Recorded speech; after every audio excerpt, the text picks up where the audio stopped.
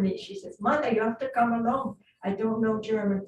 But you know, real German, among Germans, I'm not good. So I read a poem today Yeah. for my poetry Yes, thing about excuse me, about the German language. yes. Oh, God bless you. God bless you for the next 100 times. right. My gosh, it seems to me that I'm going to continue sneezing. Give me 1 second while I go and. Hello, Mark.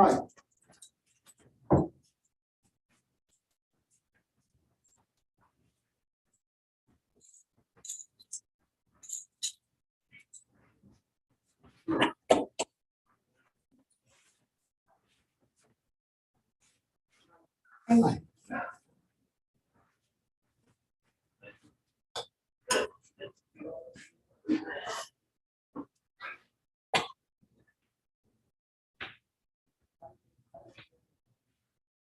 You know, when I went to Germany with my daughter, she's a reporter.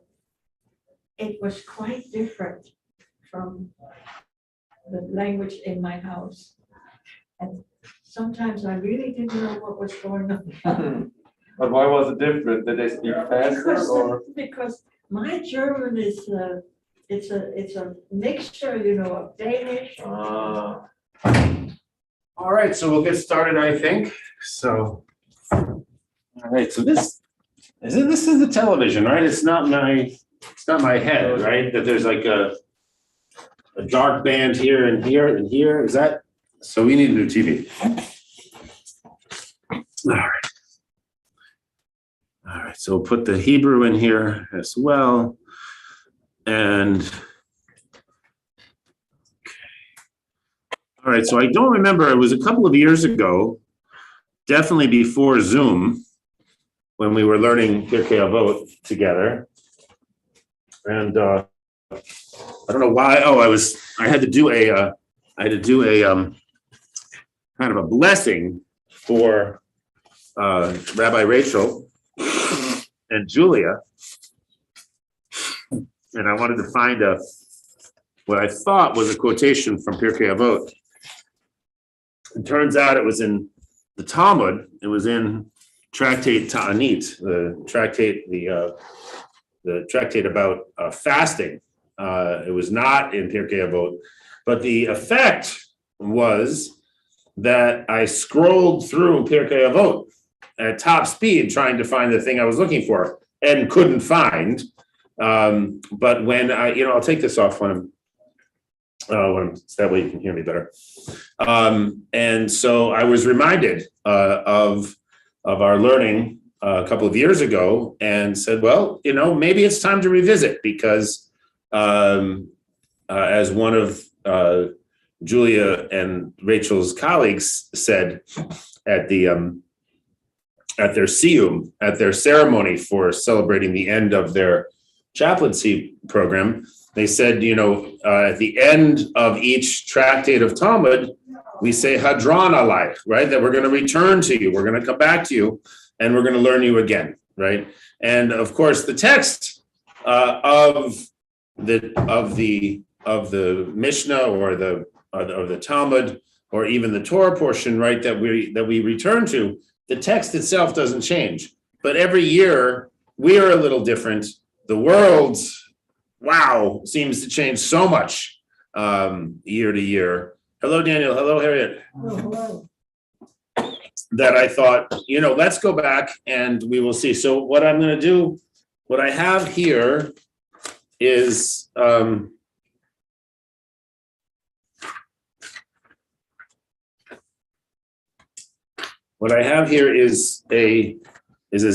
Xeroxes. But let's just focus on the words on the page and the words, and then we can sort of decide if you guys want to have the pieces of paper in front of you. You're welcome to them, but why don't we try it without first, and then we can try it with, and we'll sort of decide: do you want the texts in front of you as well as being on the screen, or is it just simpler to have it up on the screen and you can focus on that. I'm sort of two minds. Sometimes it gets a little boring and it's nice to have something to look at on the piece of paper in front of you. Other times it's just distracting and you miss what other people are saying. So, all right, so let's start with this, and we'll see what we learn. So this is the beginning of Pirke Avot.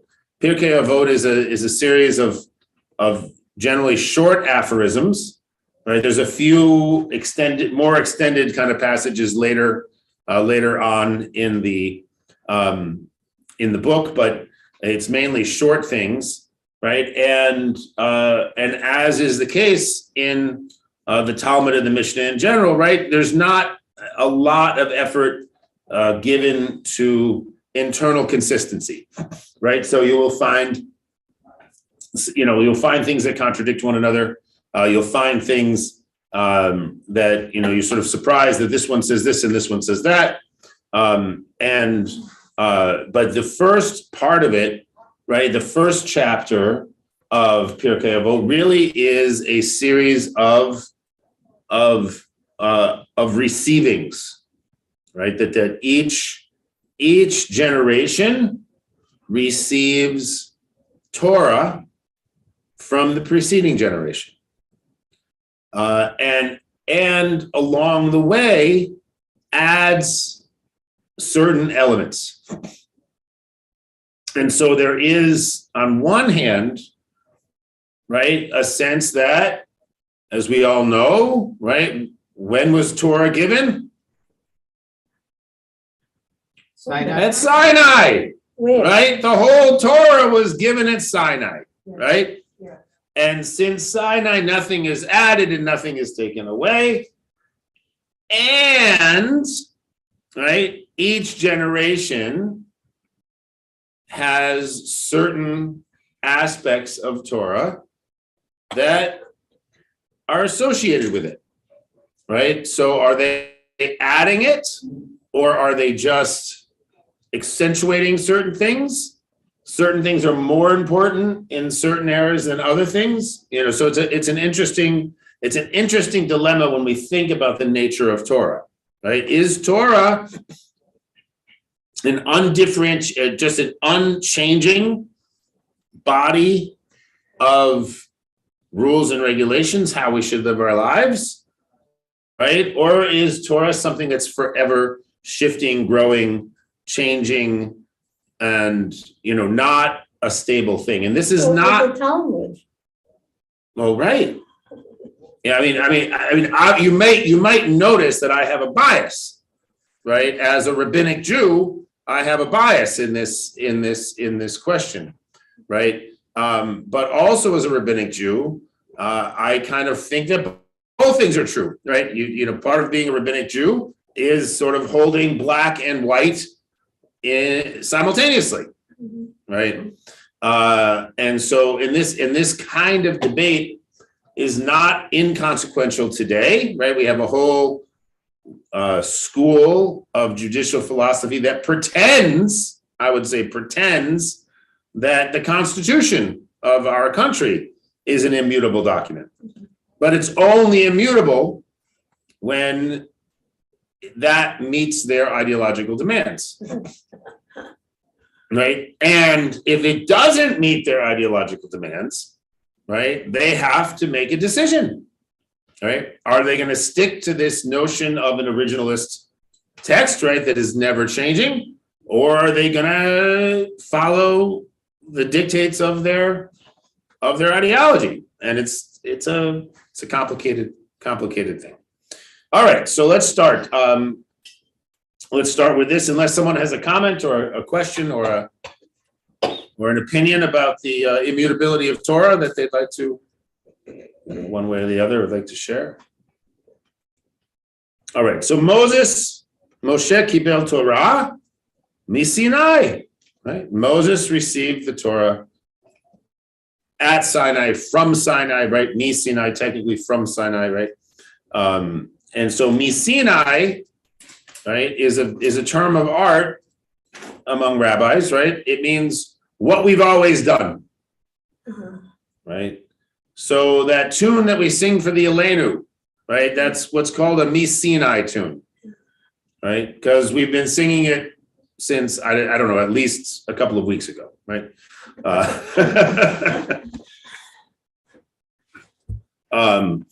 So this is what the oldest stuff, right?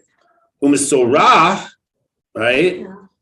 Sarah, right? So Masar, right? The transmission. Masora is tradition, right? And transmitted it, right? Sarah lihushua, right? So Joshua gets the Torah from Moses. Lihushua lizikenim, right? So Joshua gives it to whom? The old people. To the old people, Yeah. to the elders, right? Uzkenim linviim, right? And the elders give it to the prophets. Unviim saruha la'anshe knesset hagadola. And the prophets give it to the men of the great assembly, right? And that's where this one stops. All right. Right, and then you can say, right, Haim Amru Shlosha Devarim. They said three things. We'll get to what those three things are in a minute, but let's just focus for a bit on this question of Torah and this question, this chain of transmission. Right. So what can we say about this chain of transmission of Torah? Was it assumed then, it was known that Moshe was not going to go into the Eretz Israel? There had to be a leader, and that was going to be Joshua. Yeah, right. Yeah, so that's really an interesting point, right? Is that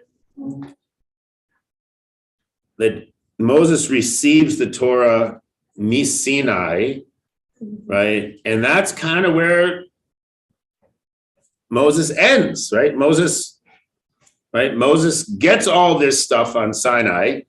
He doesn't move forward in history, right? They get the Torah, the golden calf happens, right? And then the spies happen, right? And we find ourselves in a kind of cul-de-sac of history. Moses goes around in circles. That whole generation goes around in circles. And the only person to move on is Joshua and Caleb, right? And go ahead. We stood at the place on Mount Nebo where his last stand was. Yeah. In Jordan. Yeah. Could you repeat what she said? I said, Marty and I stood at that place in Jordan from which he could not go further into the land of Israel. Talking about Moses, Ruth. Yeah. Right. And I think it's really interesting, Connie, that you bring that up in this context, right? Because it gets at it gets at the sort of Community in a way. Well, it's not one person. Well, thank you. That's exactly right, Ruth. I think that's exactly right. But also that we have a tendency, I think we humans, and I think this is one of the things that the Torah is one of the stories the Torah tells us, right? That we will end before our work ends, right? That we will not reach the promised land, right? We never do. Right. And we have to. So part of our work as humans, part of what we need to do, right, is find the next person, right? Find someone to hand off our legacy to in whatever way, large ways, like Moses, a very large legacy, right? The entire Torah, right? Poor Joshua. Can you imagine? I mean, it's one thing to go up on Sinai, right, and have God tell you, But poor Joshua has to sit there and listen to Moses all the time, right? So, or in smaller ways, right? In smaller ways, what are the values that you're going to pass on to your kids, to your grandkids? The door, we just said in the Passover. Exactly. Every generation, right? We have to somehow figure out a way of helping our children understand that they were also at Sinai, Mhm. that they were also leaving Egypt, right? All of these things, right? And that's and so in a sense, right? And it's important, right, to notice that Yehoshua is not Moses' son, right? So as important as parenthood is in Judaism, right? What's the first mitzvah in the Torah? Recreate. Right? Be fruitful and multiply, right? First the animals get it, and then the humans get it, right? So that may be the first mitzvah in the Torah, right? But it is also, it's also clear, right, that it's also clear that that fatherhood and motherhood, right, can be construed quite broadly, right? It doesn't have to be a biological imperative, right? Even though, of course, a strict reading of the text might make you think that, but this idea of kibel, right? Yeah. Received, right? Umasarah, and passed it on, right? Is very important, right? These are the two first verbs in Pirke Avot, right? So the first thing, of course, is that we need to be receptive to the people we came from, right? Our parents, our teachers, our tradition, whatever it is, right? And then we have to think about transmission, right?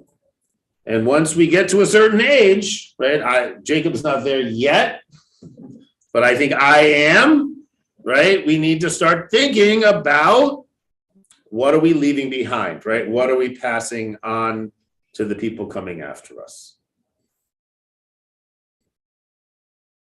All right, and the other thing that always strikes me about this, right, is that the rabbis, the rabbis are very, very careful with their words, right? And there's a word that doesn't appear here. What's that word that doesn't appear in this? Children.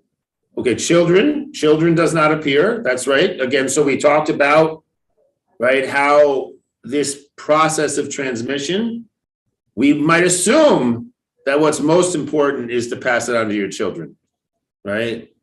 But here, it's not about children, right? It's about the next generation more generally. What other word is not here? What other character, so to speak, does not appear? How about women? Okay, women do not appear. Now there is a surprise, right? It's a patriarchal system, right? And we can't get around it, right? We have to acknowledge it, and we have to say, right, as with most patriarchal systems, right, that they were missing the boat in a significant way, right? That the voices of, and that the rabbis themselves were kind of aware of, even the Torah, to a certain extent, is aware, right, of the fact that women's voices are not here, right? And it's just mentioned often enough, right, to make it clear that women actually are included, Yeah. but not necessarily to the way that we might be completely comfortable with today, right? But there are definitely clues, right? I'm sorry, what do you mean by? Meaning that both women and men are at Sinai, Yeah. right? Meaning that both women and men are included in most of the mitzvot, right? That both there are different understandings about educating your children, right? Some people want it to be only the boys, but there is a large number of what we would today call Orthodox Jews who take very seriously the Jewish education of their female children as well. So this is, it's which is not in any way to sort of deny that it's a patriarchal system to its core, right? And that we need to decide as modern people to what degree are we going to shift that, and to what degree are we going to just sort of live with it the way it is. Yeah, go ahead, Harriet. The Constitution also did not include women. 100%. And it only included, what was it, 3/5 of Black people? Right. So, I mean, yeah, just reducing Black people to a fraction, right, is offensive in a way that, is difficult to. But to leave out the women? Well, again, I think this is one of the things that's complicated about patriarchy, is because patriarchy is encoded in the language, right? So today, we would, even the most conservative right-wing political leader, if he or she, right, I use those terms advisedly, say is talking about the armed forces, right, would say the fighting men and women of this country, right? They would not say the fighting men of this country. And verbs don't have a gender in English. In English, verbs don't have a gender, right? No. And so we can get away in English, right, with using they as a singular pronoun, but it's not always clear what to do with the verb. Is it a plural verb or a singular verb, right? But we don't have to decide, as we do, say, in Russian or in Hebrew, between a feminine noun and a feminine verb, or a masculine noun and a masculine verb, right? But in English, right, it used to be, we could say mankind, and no one before a certain time, sometime in the mid-70s, I think, right, would anyone suggest that the person who said all of mankind was only talking about the men and not including the women? Even chaverim is general. Exactly, chaverim, right? And so now, even in some places, right now, even in Hebrew, we say chaverim v'chaverot, because we don't want to exclude, right? But in the previous versions of language, right, there was no exclusion. That did not imply exclusion. So thank you. So no women. All right, but someone else is not here. Someone really big, someone really important. And when we think about Torah, God, right? Now, of course, the rabbis would, traditional commentators would say, you don't need to say God, because where did Torah come from? But it came from God, right? I'm sorry? Obviously, it came from God, right? But, the rabbis are very precise in their language. And I think it's very often when the rabbis want to say, but God says, they say, Rahmana Omer, right? The merciful one says, right? There's no Rahmana here, right? There's no Hashem, right? Moses did not receive the Torah from God at Sinai, right? It doesn't say Moshe kibel Torah mi Hashem or mi HaKadosh Baruch Hu, right?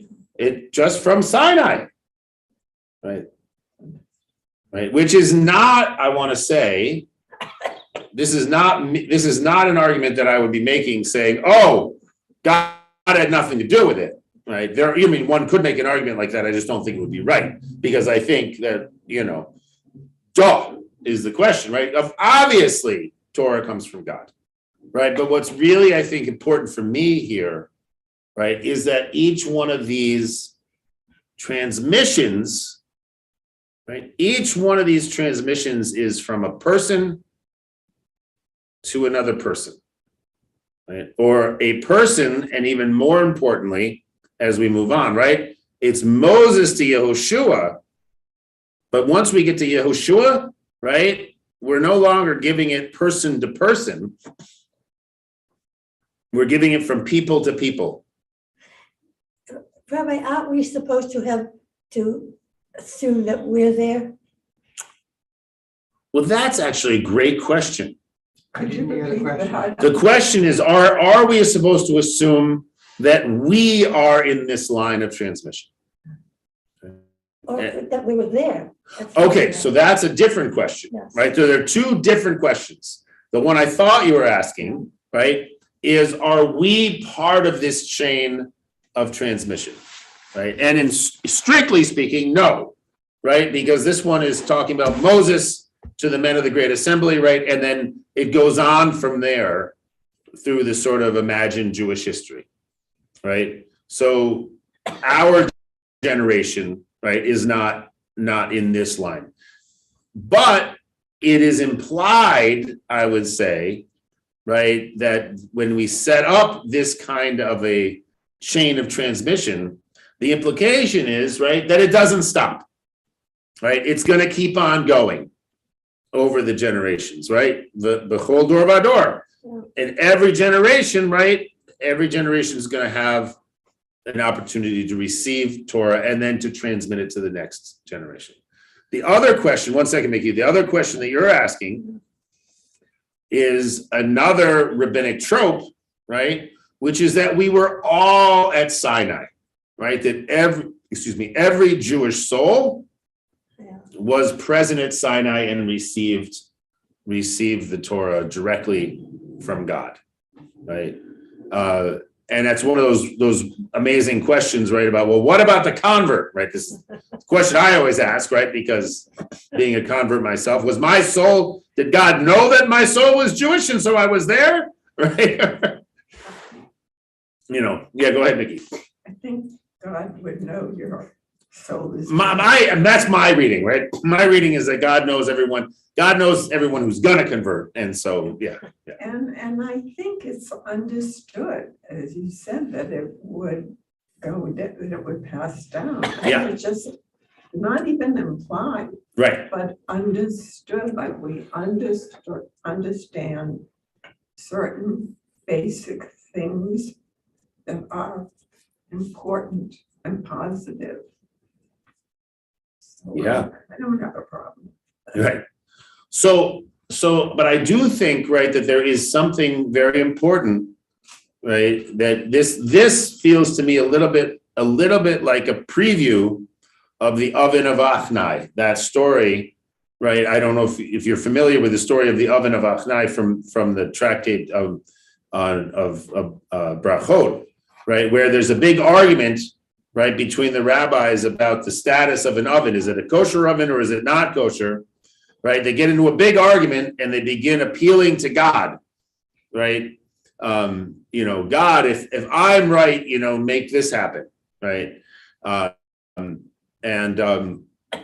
so it ends up, and at some point, Rabbi Yehoshua says, God, this is no longer your business, right? You gave Torah at Sinai, right? But we have to live it.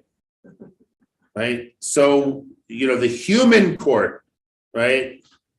Yeah, the yeshiva shalmala, right? The human experience has to have the say about the specifics of what the halacha is, right? If we always appeal to heaven, right? What happens if heaven doesn't answer? Right? The only reason that heaven answered in that particular case, right, with the oven of Achnai, was because it was Rabbi Eliezer, right, who has a direct line to God, right? Any other rabbi is not, who else can talk to God like Rabbi Eliezer? Nobody, right? So Rabbi Yehoshua luckily can and says, okay, look, stop, you gotta stop, right? And so, but I do think that the rabbis are also clear, right, that there are some serious implications, right, to having the seat of Torah be among humans, right? But I do think it's pretty clear here, right, that God is understood in Nis Sinai. God is not necessarily understood in the rest of the train of transmission, right? That it's a human-to-human transaction. Right? And what happens when humans transmit information to other humans? They make mistakes. Mistakes, God forbid, right? Misunderstandings. The game of telephone, right? It's all a game of telephone. Right. So again, I think that, and it is interesting, right, that that the Talmud takes the Mishnah and says, okay, here's what it says in the Mishnah, but we have a Baraita, right, a tradition that's not in the Mishnah of equal vintage that says exactly the opposite, right? Oy, Avot, we have a game of telephone. How are we gonna make these things work together? And that happens again and again and again and again, right? So I think there is an acknowledgement at the foundation of the rabbinic system, right, that imperfect humans are the ones who are trying to make sense of God's rules. And so there's a certain amount of humility mixed in with the rabbinic arrogance. Is that the reason we have a bet din? I think to a certain extent, right? And we maintain that in our American jurisprudence, right? We have courts of varying sizes, right? The Supreme Court is 9 justices. Right? Because it's quite possible that there could be literally 9 different opinions, right, on a particular case, and that they all need to be heard. Right? And so, there are, the minimum court, right, is 3, but you can have, as long as there's an odd number, you can have large courts as well in Judaism. And yes, because there's a sort of recognition, right, that not any one human can fully encompass all of the world. Yeah, go ahead, Harriet. Does the Torah accommodate the change in lifestyles? We're now dealing with young people who are very vocal about themselves, and we talked about it in here. Are the rabbis ready to paskin on whether those kids should be accepted in an orthodox setting, whether they should be given leaves? I'm not getting any sense that anybody but the Reform are dealing with that. And I'm just wondering if there is a group of Orthodox rabbis who are sitting and talking about these issues. Yeah, I'm not of the Orthodox world, so I can't say anything specific about this, but I can say that it's not just Reform who are focusing on these issues. Conservative. Certainly conservative, and certainly, there are now many other sort of traditionally minded Jews who, take the tradition very seriously, who take Torah learning, Talmud learning, all of that sort of culture very, very seriously, and are also radical in their gender expression in all other kind of ways that you're talking about here. So there are people working on this. What happens in individual congregational settings, right, is another question, right? And each rabbi who is in charge of a congregation needs to figure out, how they're gonna hold on this or that question of personal status.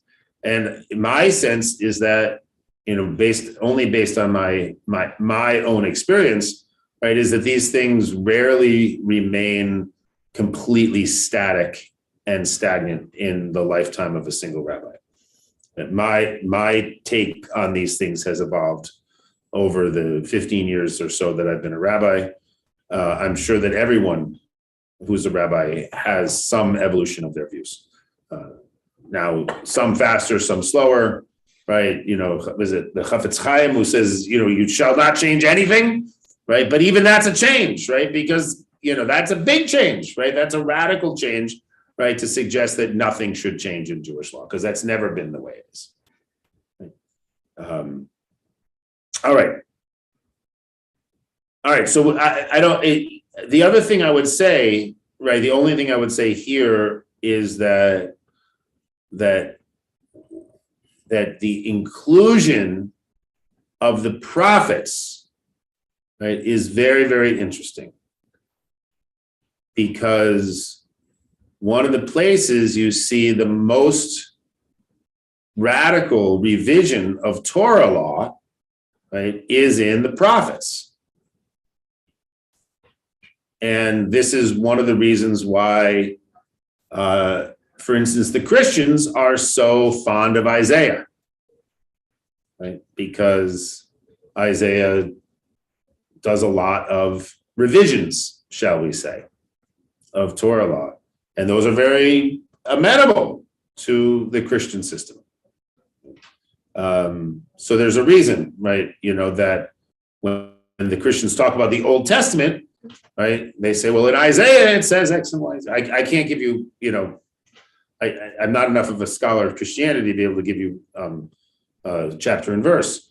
And But was Deborah considered a prophet? yes, in our system, Deborah, Miriam, Yeah. right? There are several, you know, Ruth. There are several female prophets. Esther. All right. So we are now, right, also very important in this system, right, is that we have Moses, we have Joshua, the elders, the prophets, and the men of the Great Assembly, right? Nobody before the men of the Great Assembly is given anything to say in Pirke Avot. It's only the men of the Great Assembly who said these following three things, right? So which leads me to the question, well, why? Why do the others not get their sayings recorded in Pirke Avot?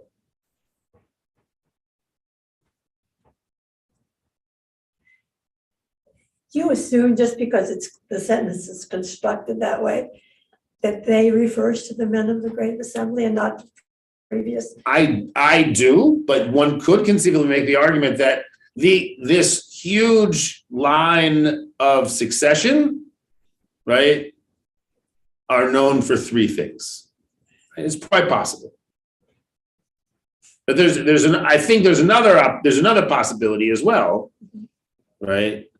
Which is that the last voices we hear in the Bible, right, in Tanakh, Yeah. right, are the prophets, the men of the Great Assembly. If I'm not wrong, and I may be wrong, and this is worth looking up, you know, might be Ezra and Nehemiah, who are sort of who are responsible for the beginnings of putting the Bible together. Yeah. So I think we could read it either way, okay. Connie, and I'm not going to stand one way or the other because I like holding things both ways. So, all right, but they said three things. What do they say? Right. Hem amru shlosha devarim hevu mitunim badin. Right. Va'amidu talmidim harbe. Right.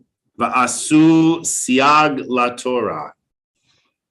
So three really important principles in Judaism. Right, be patient in the administration of justice, raise many disciples, right, and make a fence around the Torah. Protect. Well, yeah, that's a really interesting question, That right? would deny what we were just talking about. I'm sorry? that would contradict what we were just talking about, What do you mean? making changes. Ah, okay, right. So making a fence around the Torah, does that mean make sure that nothing ever changes, right? It's a good question. It's a good question. Well, I think that's a big question. And when I said protected, sometimes something is protected that shouldn't be protected. So why? So why protect it? Yeah. Yeah. Well, it's a good question. I mean, and the other thing to say, right, about this, and and again, this would be an interesting thing to do more research about, right, is that the Mishnah, right, when Moses receives the Torah here, what does Torah refer to? Right? Does it refer to the written Torah, right? Or, which I think is not the case, right? Or at least not only the written Torah. Or does it refer to the oral Torah, right? Which is the Mishnah and everything that follows it, right? Now, the written Torah, we have a textual tradition, right, of the written Torah that goes back, and we only have scrolls of a certain age, right? Scrolls before that no longer exist, but presumably, right, there was a textual tradition, from at a certain point, right, the scroll was fixed, and then it was just copied, right? Now, that's not a perfect system, right, because we know that scribes are human, and so scribes make errors, right? And that's one of the reasons why we have many places in the Torah where we don't really know what was supposed to be here, so we've kind of got to decide that this is what it is, right? And then, of course, it's launched many careers in scholarship, right? We can argue about this one or that one, right? But the oral Torah, right, wasn't written down, right? And it was only written down, right, at the time of the Mishnah, right? And then later on, and various collections of things, sort of popped up here and there, right? I'm not a textual scholar, so I'm not going to be able to tell you, more than just the most basic capsule history, right? But if we say that the Torah here, right, is the oral Torah, right, the stuff that's not written in the Bible book, right, and that's what most of the Mishnah is, right? Most of the Mishnah does not refer to the Bible. All right. So, and I'm not even sure that when we're talking about making a fence around the Torah, that we're talking about, make sure that no one gets the words wrong, right? Oh. Right. I'm not sure that that's really what it's about. It might be. I'm not gonna, but I doubt it. I doubt it. But let's start with the first one. So be patient, or this translation has be deliberate in judgment. So why is that such an important one? No rush to judgment. Right. Don't rush. Right. Take your time. Make sure you really understand what's going on. Take your time to really think through what the situation is. And, which is not always easy, right? When we feel ourselves to be rushed, right? It's easy to be hasty because we feel like, oh my gosh, it's urgent, we need to decide, right?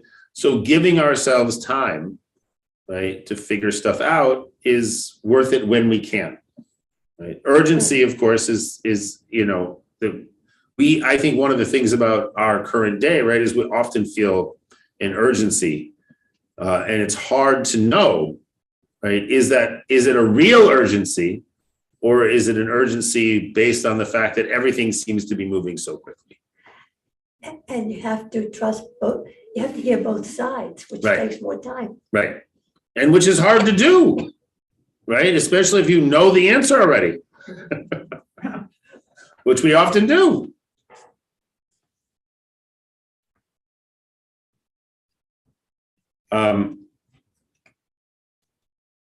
All right, and then I think the other one, right, is also very interesting. Raise up many disciples, right? What happens if you have a lot of disciples?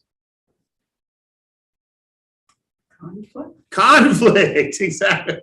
So, not only conflict like sibling rivalry, right? Like this one's wants to be closer to the master, and this one, and he thinks that one's closer to the master, and so on and so forth. But also, right, is that if you impart the same sort of tradition and knowledge to two different people, they're going to understand it differently, right? And they're going to have conflict about what a decision on a particular case might be. Or you can have an aristocracy. Or you can what? You can have an Aristocracy? Yeah, I mean, well, actually, it's interesting what it says here in this thing is that Judaism is a religious democracy, right? That is very important in Judaism, right? That we have a wide range of opinions, right? And things tend not to go so well for us, right? If we move to an autocratic kind of model, right? And the Talmud is full of stories where, the rabbis get a little, they get a little autocratic and things don't always go well. So you want to have a lot of disciples. You want to spread your learning very broadly. And I think this is very interesting also because all of the people that are mentioned in this first half of the Mishnah, right, are these Gedolim, right? These great big people, right? Moses and Joshua and the prophets, right? And so you could be forgiven, right, for thinking that this is being addressed only to important scholars, right? To judges, to rabbis, right? But our tradition has taken this very seriously, right? And everybody is enjoined to read Pirke Avot, right? Traditionally, you read it. Actually, we're in the season of Pirke Avot. You're supposed to read a chapter of Pirke Avot every Shabbos afternoon between Pesach and Shavuot. So we're getting off to a late start. So, and we're doing it very slowly, right? I like to go sort of like one or two Mishnahs a session, right? Not reading him quickly. But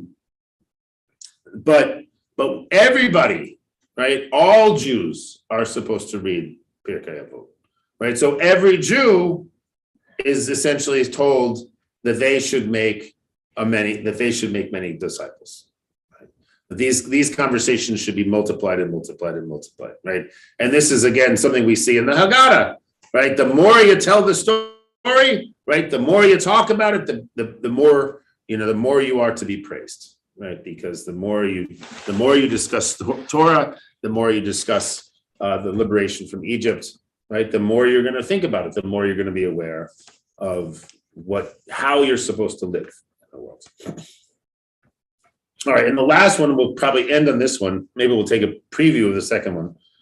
But right, you're supposed to make a fence around the Torah, right? And this is a very interesting one. And this is actually, I think, a cause, right, of a lot of dissension, right? There's a lot of conflict that comes from not arguments about what is the rule, right? But arguments about how much of a fence should we make around that rule. So the idea of a fence around the Torah, right, is that we should make additional rules to prevent ourselves from violating some rule in the Torah. Right? So So let me see if they have an example here. Right, okay, so the rule of muktzah, right, having to do on Shabbos, right, is it really against the rules to pick up your hammer on Shabbos and put it in the toolbox, right? Is that really against the rules? No, right? It's fine. You're not doing anything with a hammer, right? You're just taking it off the table so you can enjoy dinner, right? But if you have the hammer in your hand and you are going to put it in the toolbox and the toolbox has a nail, right? That's like, it's just kind of pushed out a little bit. The temptation to hammer in that nail, right, is such that the rabbis would say, don't even touch the hammer. Yeah, go ahead. I was told by some people where I was trying to help on a Shabbat in Israel. I went to pick up the sponge. Yeah. And then I went to put it down, but they said to me, you can pick it up, but you can't squeeze it. And then someone else said, but she's automatically, I'm sitting like this. Yeah. She's automatically going to squeeze it because that's what you do with the sponge. Right. I'll never forget. Exactly. So if you pick up the sponge, right, you can't help yourself, right? If you pick up the hammer, you're going to notice the nail that needs hammering that you've ignored all week, right? I mean, it's like there's this sort of understanding of, and we can agree with it or we can disagree with it, right? This sort of understanding of human nature, right? That if you put yourself in the position of doing something that you shouldn't do on Shabbos, it becomes very hard not to do it, right? So you shouldn't even touch your pen on Shabbos, because if you have a pen in your hand, you're going to be tempted to write something, right? You shouldn't pick up the telephone, because if you pick up the telephone, you're going to be tempted to answer the telephone if it rings, right? Whatever it is, right? And obviously different Jews have different things that they care about. So a Jew who doesn't want a hammer, right, but is fine with writing, right, might have a different rule about hammers than they do about pens. What about? And I'm not here to make a decision, right, about, most rabbis, and I think this includes Orthodox rabbis as well, don't go out of their way to make judgments about things they've not been asked about. We followed all rules for Shabbos. Yes, It was horrible. I remember, Ruth, that you didn't like that. It made life so complicated. Well, that's right. And I think that's one of the reasons that actually is another way of thinking, right, about a siag l'Torah. Offense. Right? Because if you follow all the rules, right, but you do it as I understand the way you did, I may be wrong about this, Ruth, but what I understand about the way your family followed the rules was that you were the only family in the neighborhood that followed these rules. Yeah. Right? Very lonely. Right? So it becomes a different kind of offense. Right? It becomes a kind of fence of isolation. Yeah. Right? And if you had a community of other families, all of whom were following the same rules, right, you would have felt like part of that community. In Copenhagen, we had, but not in Forest Hills. There we go. Right. So Copenhagen, right, was the place to be, right? And in Forest Hills, it was unfortunate, right, that you lived in a place where there weren't other Orthodox families, right? And so, and again, that, like that's, it's interesting to think about, right?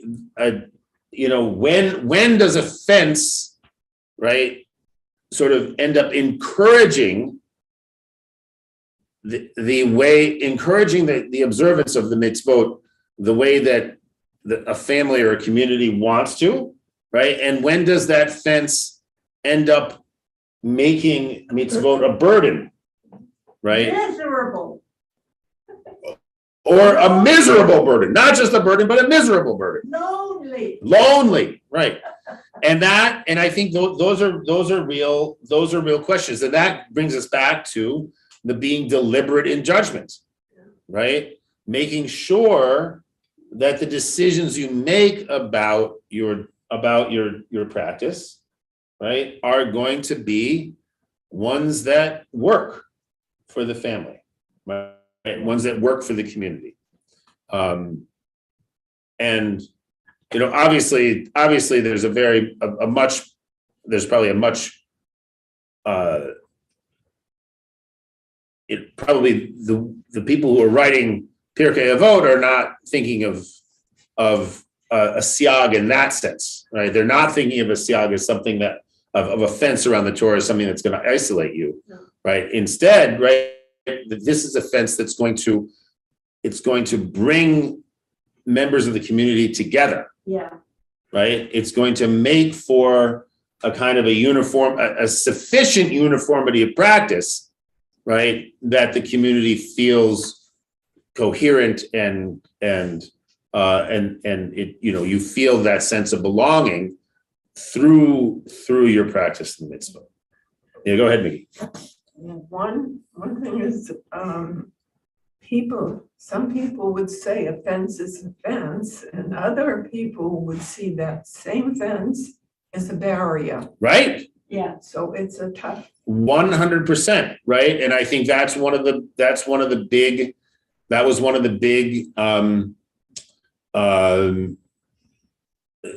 machlochet, right?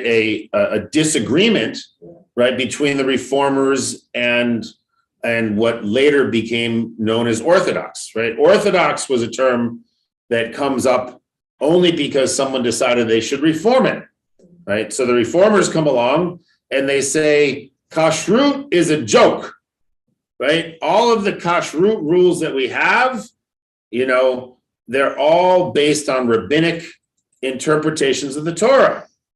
Let's go back and just follow the Torah, right?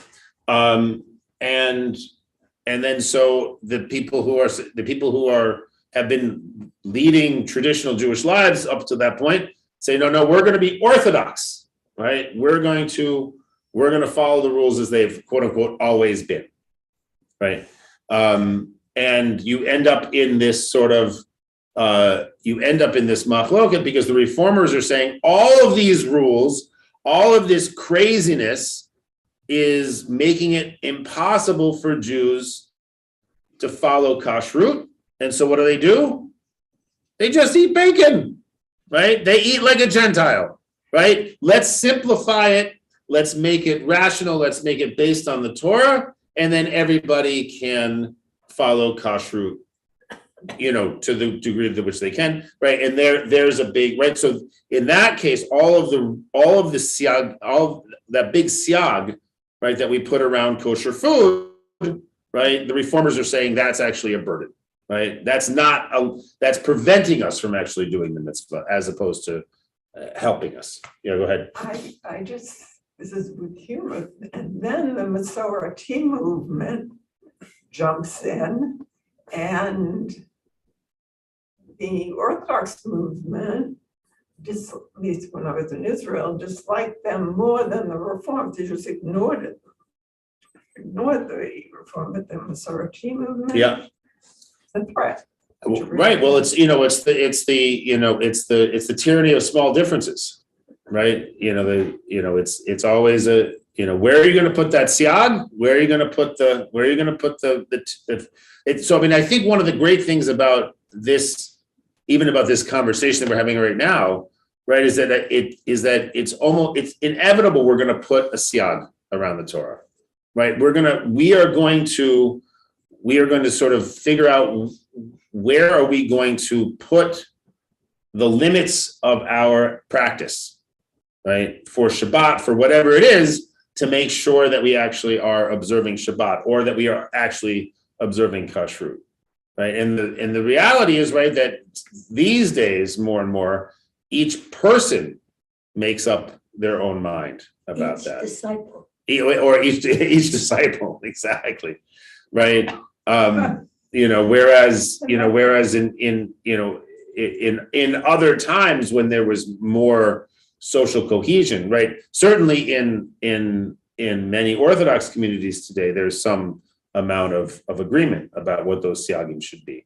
But in many liberal, right, that people can be all over the map. All right.